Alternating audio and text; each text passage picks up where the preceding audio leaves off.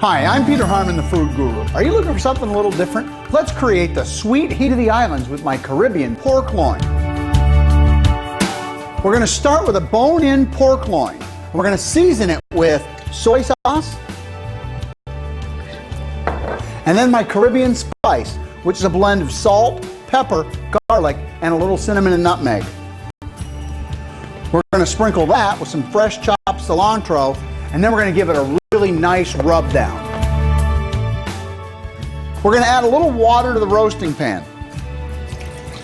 The water is going to do two things. First, it's going to create a little liquid for the sauce, and second, it's going to keep the pork nice and juicy. We're going to roast the pork at 355 degrees until it hits an internal temperature of 155 degrees, which should take about an hour. And now for the fun part. Let's make a great sauce to complement the pork. Start with 1 jar of major glazed mango chutney and add chopped pineapple, diced green onions, raisins, fresh chopped cilantro, and a little more Caribbean spice. Take a little natural pork juice and pour it over the top. Now we're cooking.